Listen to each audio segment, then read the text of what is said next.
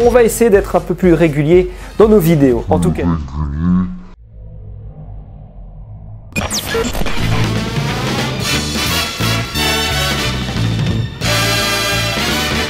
L'info à la loupe. Bonjour amis loopers et bienvenue dans l'info à la loupe. Je sais, ça fait très longtemps qu'on ne s'est pas vu, mais on va reprendre tout de suite les bonnes habitudes en faisant un tour complet de ce qui nous attend en 2022 dans les parcs d'attractions. Et vous savez quoi? On va commencer par la France. Bon alors, qu'est-ce qui nous attend cette année dans les parcs français? Les 30 ans de Disney. Non, on parlera pas de ça. Alors commençons avec notre bien-aimé Parc Astérix qui poursuit la construction et la mise à jour de son attraction iconique Tonnerre de Zeus qui deviendra, je vous le rappelle, Tonnerre de Zeus.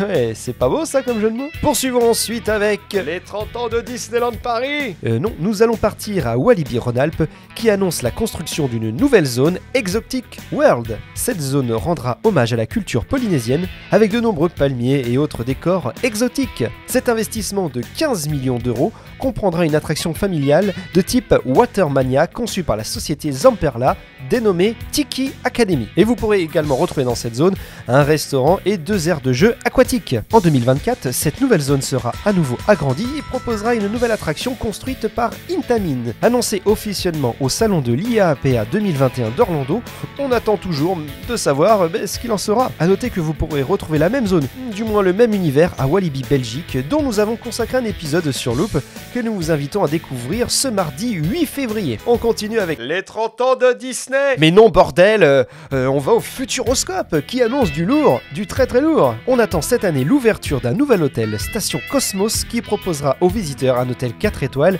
conçu comme une station spatiale. Tremble Thomas Pesquet. Vous pourrez également y retrouver un restaurant inspiré du célèbre Food Loop à Europa Park. Mais si vous savez, ce restaurant où vos spaghettis et votre tête de veau fait un looping. Bon, trêve de plaisanterie, cet hôtel sera composé de 76 chambres pour un investissement total de 19 millions d'euros.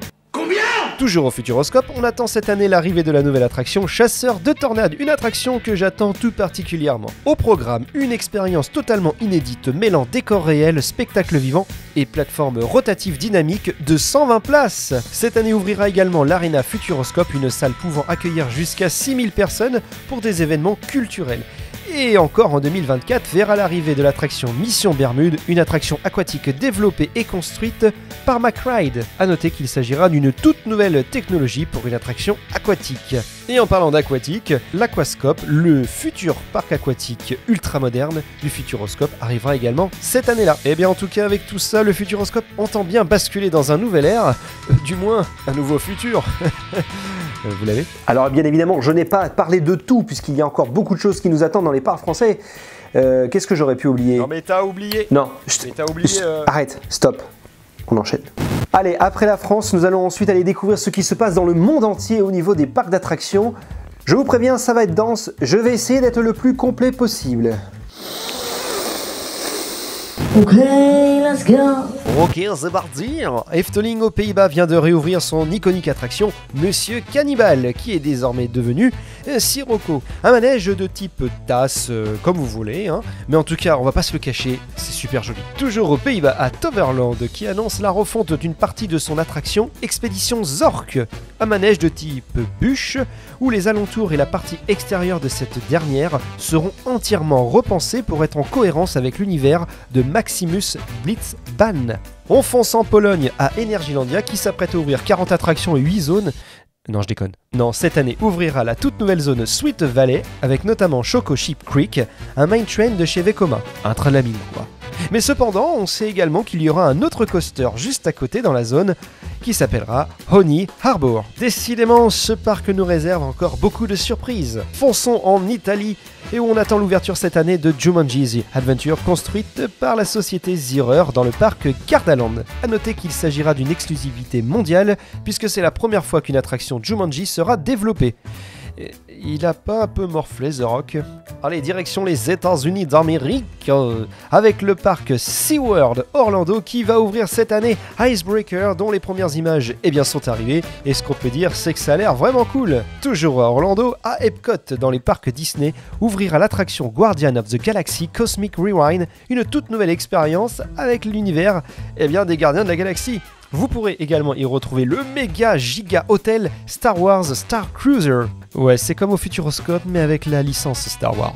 Allez, on reste chez Disney mais maintenant de l'autre côté du continent puisque nous allons au Disney Californie où ouvrira cette année Tron Light Circle Run, super accent, une attraction de type moto de chez Vekoma.